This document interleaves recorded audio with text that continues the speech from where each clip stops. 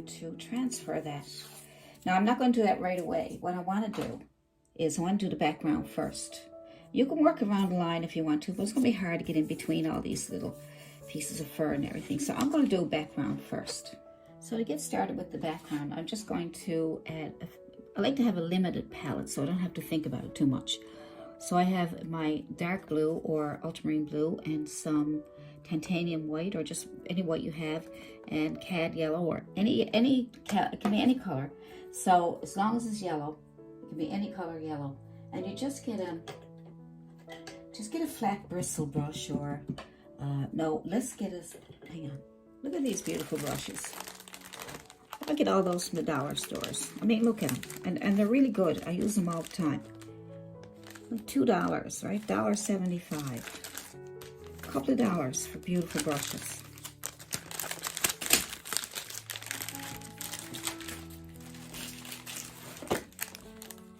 Liner brushes. And they have fan brushes in there too. I have more in the drawer. I have tons of them because they're so cheap. $1.25. I can buy as many as I want. So I'm going to use this one today for the background there. So here it is. And it's nice. It's 1.5 inches. Nice bristles. And they don't come off. Like, you know how some new brushes comes off? That don't. Nice thick handle. It's a short handle, so you can't work far away from the canvas. If you want a long handle, you get long handle ones too. Like long handle one is like this one here. See how long it is? You can move away from the canvas and work. See? So they're kind of nice too. I like those. I like all kinds of brushes. So I'm going to try this one, and with my limited palette, I'm just going to make a very light background, all right? So I'm going to use a bit of blue and some white and get a nice bluish, whitish color. I'm just going to paint all that in. That could be like sky or something in the background where the line is sitting. In the jungle. Yeah, so I'm just going to put that in there any old way at all. Alright, so this brush is really, it's kind of nice and smooth. Look, go back and forth. If you go back and forth with long strokes, see how nice, smooth it comes out? Now I have to say that these paints that I'm using, I really like them because they're smooth and they move around. They're the Monte. I watched their videos a lot, but I never tried their paints before, but I got them for Christmas. My hubby gave them to me for Christmas, and I love them. They're just so soft and so, you know, they're thick, but yet they're not so thick that you got to add any water or anything to them. And they stay wet long enough so you can move your paint around. It's really nice, I must say. I might have them in my Amazon shop. I'll check it out for you. Leave a link if I can find them. Pretty sure I do. Now, yeah, these are nice paints. I must say, I really like them. I'm going to add more white. I want that background to be fairly, you know, white with some. So I'm going over that with some white, sort of faded clouds or something in the background, right?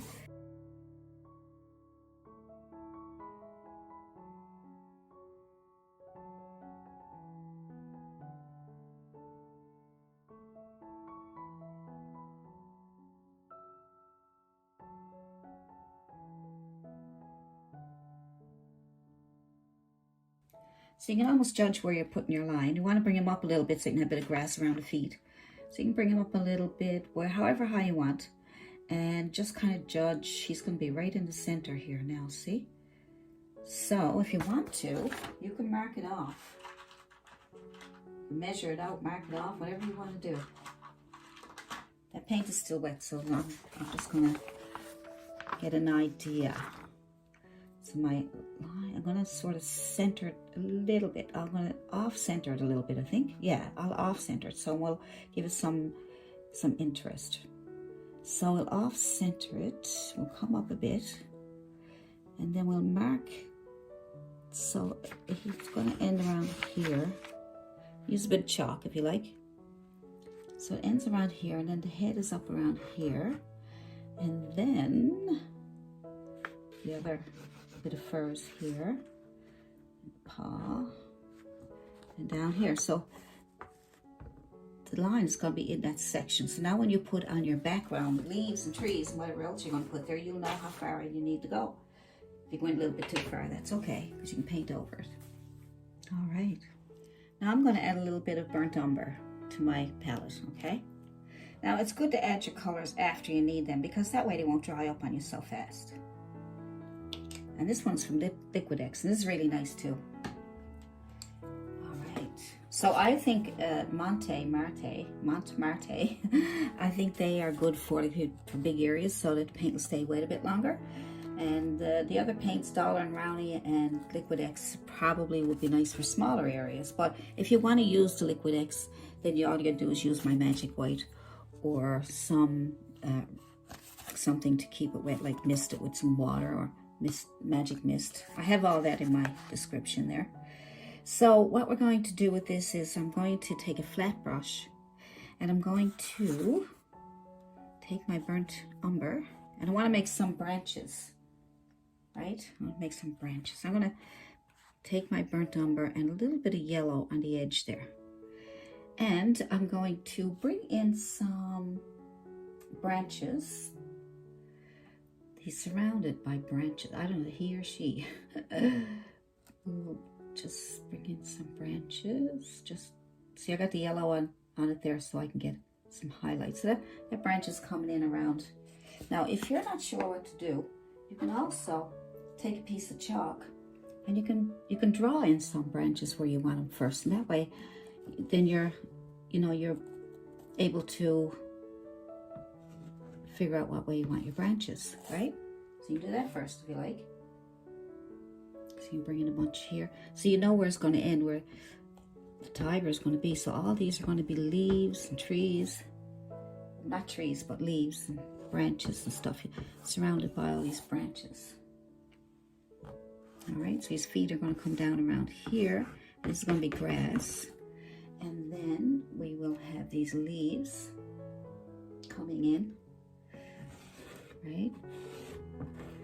So all these branches coming in, maybe even a couple coming down close to his head. And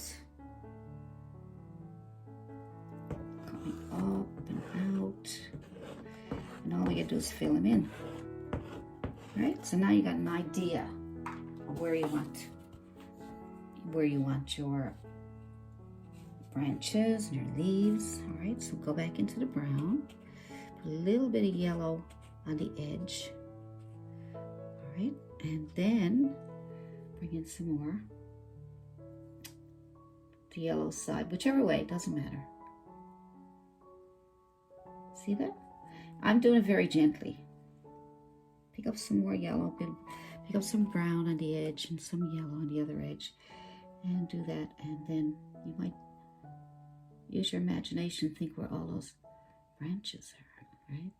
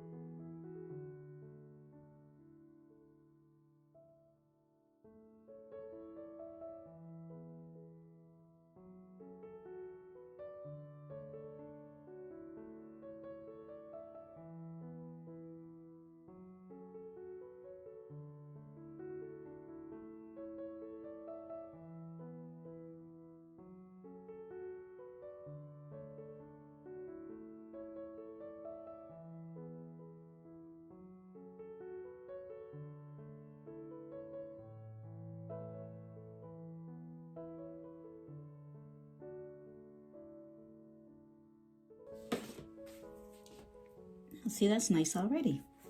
All we gotta do is get a few leaves on there. So all we need is a brush that can help us make some decent leaves. You can use the same brush if you want. I'll show you. Because you don't need a big pile of brushes, but it's nice to use different brushes just to get used to and see what they do. But what we need now is yellow, is green, right? So we're gonna use if you wanna use sap green, if you already have green there, use whatever green you have on hand, if you like it, and you can add yellow and green together, and you'll get some nice green color. I want to be a bit darker than that, so I can put highlights, right? Make sure that your background is dark, because it's a dark green, right? And you can even add a bit of burnt umber to it to darken up even more if you want, all right? Now, I'm going to see if I can make some nice leaves.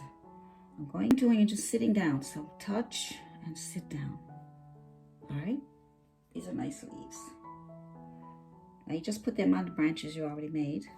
I'm just going into my dark green, and I might even add a little bit of yellow to the corner of my brush, see what happens.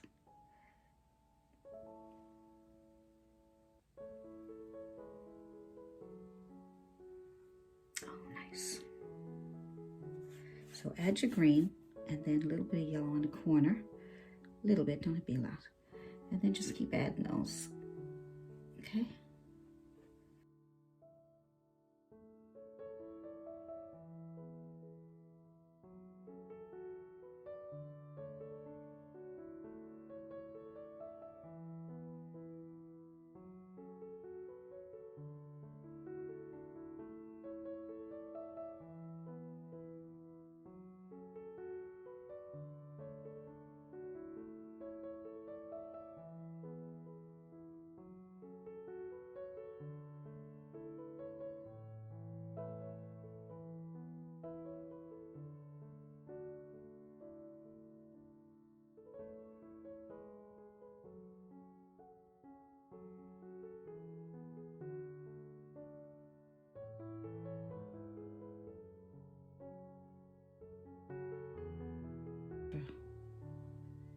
Filling it in a little bit, kind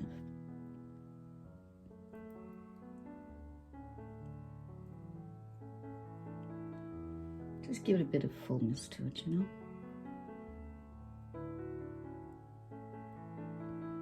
Because I'm sure there's leaves and things hanging out in the background there that you can barely see. You can even look at pictures. Look at pictures and see if you can see some pictures of these kind of leaves hanging off the branches and things, right? So I won't put too many of those in. I'm just kind of trying to fill in a little bit of space. I'm not really worried about too much. That's really nice. So when that dries, when we put our tiger on, he'll go right there, see?